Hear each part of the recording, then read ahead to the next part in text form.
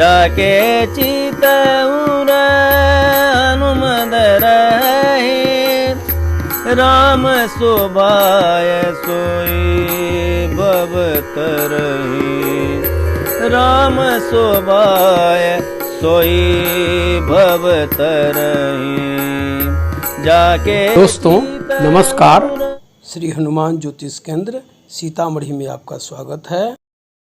शनि बुध की युति की चर्चा करूंगा। अगर आपकी कुंडली में दोनों यानी शनि बुध एक साथ बैठे हैं कहीं भी किसी खाने में, तो इसका क्या फल है। मैं थोड़ा सा इस पर प्रकाश डालने का कोशिश करता हूं। देखिए, बुध को चंचल ग्रह माना गया है और सौर मंडल में बुध को एक राजकुमार का पद प्राप्त है। यह हमारे ज्योतिष विज्ञान में मुख्यतः मन का प्रतिनिधि है। यह हमारे मन पर बहुत अधिक प्रभाव डालता है, जो हमारे पार्थिव अस्तित्व में लौकिक और पारलौकिक तत्वों के बीच एक संबंध, एक कड़ी का काम करता है। चतुराई, ज्ञान, बुद्धि, विद्या, व्यापार हम बुध से ही देखते हैं। कुंडली में बुध के प्रभावित व्यक्ति रजोगुण के धनी होते हैं, मजाकिया, हंसमुख और विनोदी स्वभाव के होते हैं, परंतु देखने में ये मासूम एवं डरपोक प्रकृति के होते हैं। कुंडली में हम बुध से हम इंजीनियरिंग, योग, मैकेनिकी, कविता लेखन, कलर की बुद्धि, शिक्षा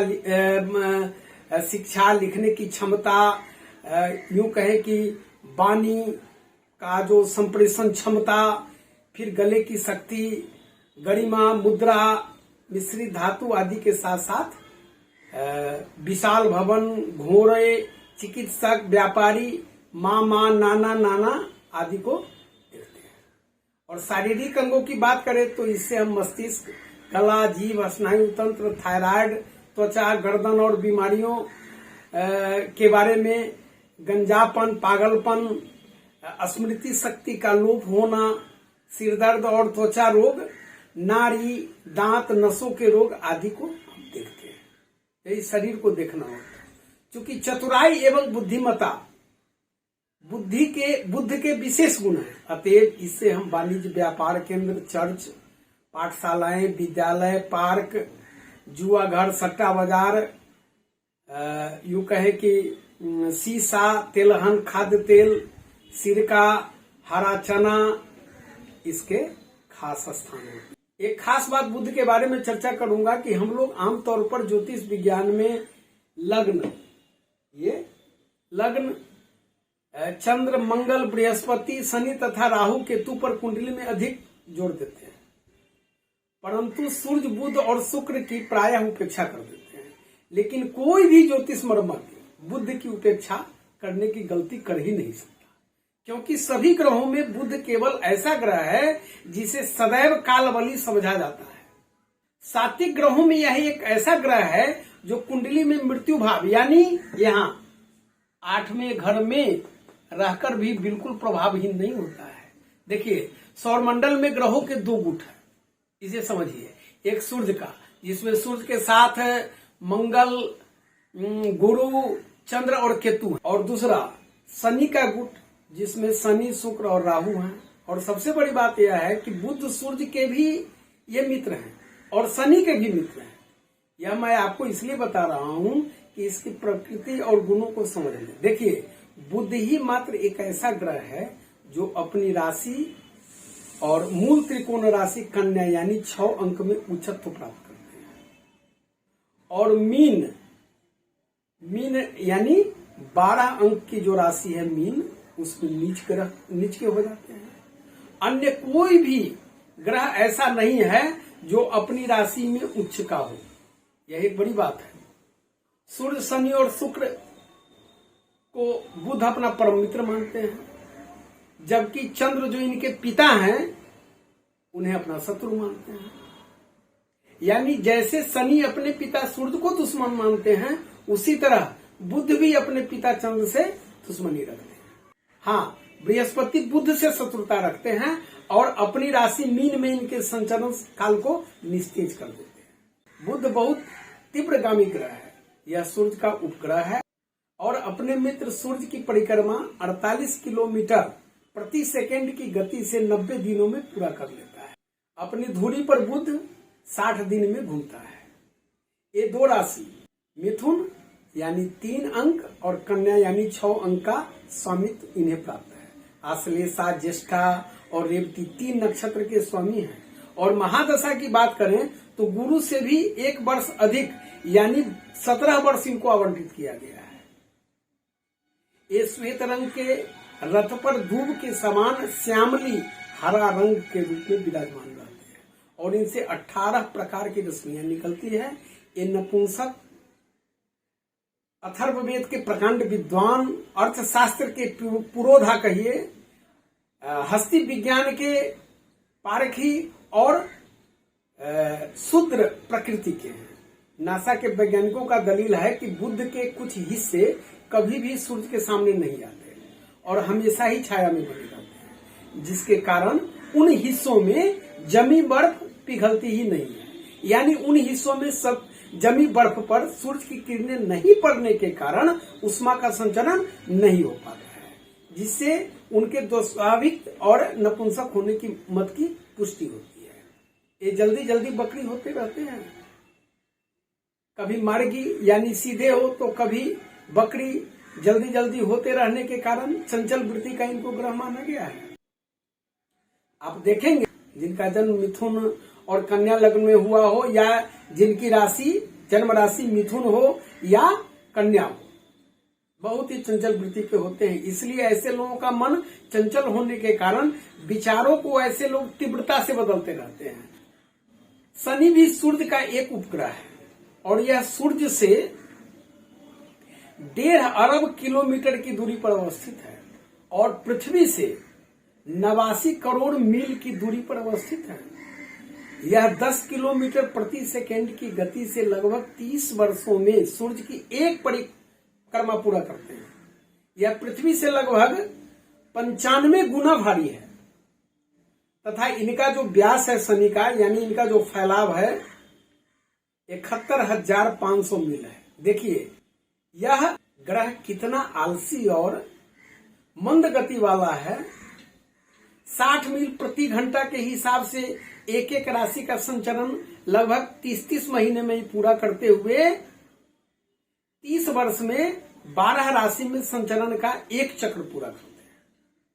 यह कुंडली के 12 राशियों में से 2 यानी मकर 10 अंक और कुंभ राशि यानी 11 अंक के स्वामी है। तुला यानी 7 अंक में ये उच्च के होते हैं एवं मेष 1 अंक में नीच के होते हैं। यानी 1 अंक कहीं भी लिखा हुआ है अगर उसमें शनि है तो नीच के माने गए। यानी शुक्र इनका परम मित्र और मंगल इनका शत्रु है। यह प्राकृतिक रूप से अशुभ और क्रूर ग्रह है शनि। इसकी कल्पना एक स्त्री वेशधारी हिजड़े के रूप में की गई है जिसके बड़े बड़े अंग, सख्त बाल और गहरा रंग बताया गया है। इन्हें सौर परिवार का कहें आकाशीय परिवार का एक दास या नौकर समझा जाता है। इन्हें स्वभाव से क्रूर, शरीर से कुरूप, रंग से काला, निराशा वाला ग्रह बताया गया है। इनकी प्रकृति जो होती है कफ और वात की है। दुख प्रदान करने वाले मारक गुणों से युक्त ये हमारे जो शनि है ऐसे ग्रह देवता है। कहते हैं कि इनके जन्म लेते ही सूर्य पर दृष्टि पड़ जाने के कारण सूर्य कुष्ठ रोगी हो गए थे। सूर्य का साथी अरुण अपंग हो गया था। क्रोधी, मूर्ख, क्रूरता, धूर्तता, हठ धर्मिता, धून का पक्का और शत्रु को कभी भी क्षमा नहीं करने वाला ग्रह अगर कोई है तो शनि है। तभी तो इनकी सवारी गिद्ध या भैंस की दी गई है और टेढ़े मेढ़े चाल के कारण इन्हें लंगड़ा, हिजड़ा और नपुंसक तक कहा गया है। बृहस्पति से इनका आकार कुछ छोटा है। वैज्ञानिकों और ज्योतिषियों ने इसे नील निलय का सुंदरतम ग्रह माना है। कहते हैं कि इन्हें देखने से आंखों को बड़ी शांति मिलती है क्योंकि ये 10 चंद्रमाओं, 3 वलय कंगनों जो 10 मील मोटे और काफी चौड़े दिखाई देते हैं और स्वयं नील वर्ण होकर सौरमंडल से दिखाई देते हैं, जिससे वैज्ञानिक इनके सौंदर्य पर मुग्ध हैं। ये पश्चिम दिशा के स्वामी हैं और पुष्य, अनुराधा और उत्तरा भाद्रपद ये 3 नक्षत्र के स्वामी हैं। कालिदास ने इनके स्वरूप, गुणों और प्रकृति के बारे में उत्तर कालामृत में बहुत कुछ लिखा है। श्मशान, कब्रिस्तान, कारागार, रहस्यमय दृश्य, घाटियां, मरु प्रदेश, पर्वत, ध्वस्त मकान, कोयला खान, मलिन दुर्गंध युक्त स्थान, चर्च आदि का विस्तृत परिसर, लौह धातु, नीलम रत्न, काला चना, राई, जौ, भूसा, ऊसर, बंजर भूमि आदि इनके आधिपत्य क्षेत्र हैं। शरीर की बात करें तो मूत्राशय, मल त्याग प्रणाली, दांत, मांसपेशी, कलाई, पंजा, दांत रोग, दाहिना कान का रोग, शीत और उष्ण ज्वर, टीबी, रक्तपीत, जोंडिस, कंपन, यूं कहें कि संधिवात, रक्तस्राव, हड्डी का टूटना, शारीरिक ऐंठन, उदर में अल्सर, पथरी, बहरापन, लीवर रोग, कब्ज, नपुंसकता, दुर्बलता, लकवा, पागलपन, मतिभ्रम और मानसिक व्याधि शनि ही देते हैं।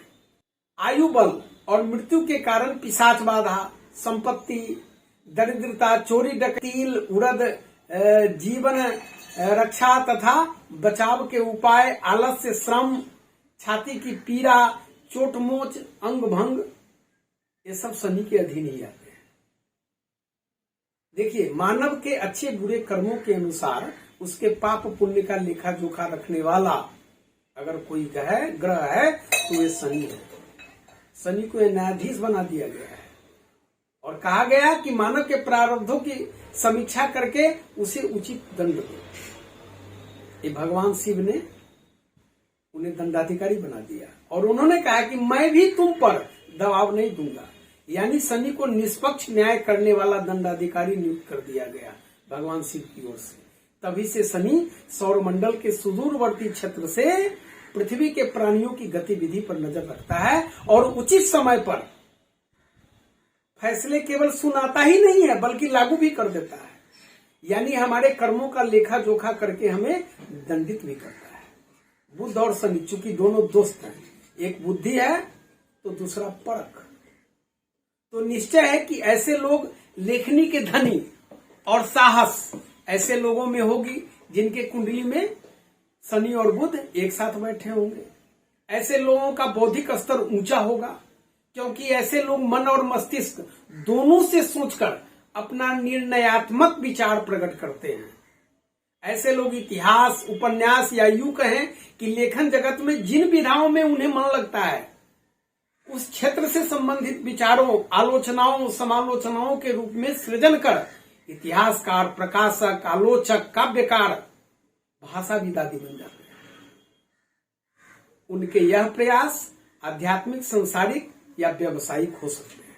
ऐसे लोगों की वाणी और विचार से समाज के लोग प्रभावित होते हैं और उन्हें आदर की दृष्टि से देखते हैं। यदि ये दोनों बुध और शनि आपकी कुंडली में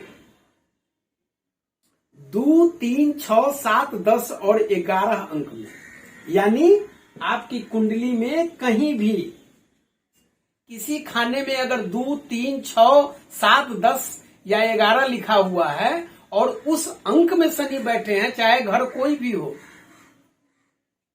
तो जिस भाव में बैठे हैं उस घर के कारकत्व भाव को बढ़ा देंगे, उस घर के फलों में सुविधा की वृद्धि होगी। मान लीजिए यहां पर आपको 2 लिखा हुआ है, 3 लिखा हुआ है, 6 लिखा हुआ है, 7 लिखा हुआ है। मैं यूं समझें कि कहीं भी 2, 3, 6, 7, 10 और 11 लिखा हो आपकी कुंडली में और शनि बुध बैठे हो तो उस घर के, उस भाव के फलों में वृद्धि आ जाएगी। यानी जो घर जिस कारकत्व भाव से संबंधित है उसके भाव फल में वृद्धि होगी। परंतु यदि आपकी कुंडली में ये 1 अंक में, 4 अंक में, 5 अंक में, 8 अंक में, 9 अंक में या 12 अंक में कहीं भी अगर दोनों बैठे हुए हैं तो उस भाव के कारकत्व के अशुभ फल मिलेंगे। देखिए, बुध जिस ग्रह के साथ होते हैं उसके फलों में वृद्धि कर देते हैं। और यदि आपकी कुंडली में किसी भी घर में, जैसा मैंने बताया कि 2, 3, 6, 7, 10 लिखा हुआ हो, 11 लिखा हुआ हो और ये दोनों बैठे हुए हो, तो दोनों मिलकर उस घर के भाव राशि कार्यों आदि में शुभ फल की वृद्धि करेंगे, निश्चय है। हाँ, सिर्फ 7वें घर में यहाँ पर शनि और बुध की जो युति है, यानी दोनों का जो साथ होना है, यह आपकी कामेक्षा और पुरुषत्व पर प्रभाव जरूर डालते हैं। मेरा व्यक्तिगत अनुभव है कि 43 वर्ष के बाद व्यक्ति में कामेक्षा तो रहती है, परंतु शारीरिक तौर पर ऐसे लोग नपुंसकता की ओर बढ़ने लगते हैं जिनके 7वें घर में शनि बुध हो। वैवाहिक दृष्टि से देखें तो थोड़ी सी कठिनाइयां आती है।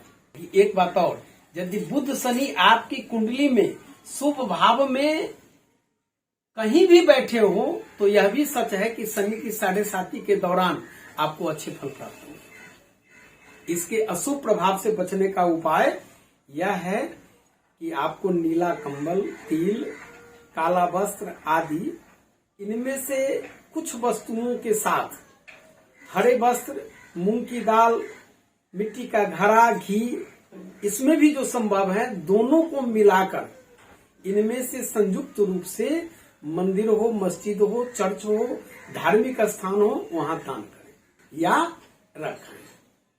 और मंदिर में आम का पेड़ जरूर लगाएं। मैं तो कहता हूं, अगर हमारे किसी भाई बहनों की कुंडली में शनि चाहे किसी भी घर में बैठे हुए हो, शनि बुध एक साथ, वे कोशिश करें कि अपने जीवन में कहीं भी मंदिर के परिसर में अगल बगल में आम का पेड़ जरूर लगाएं।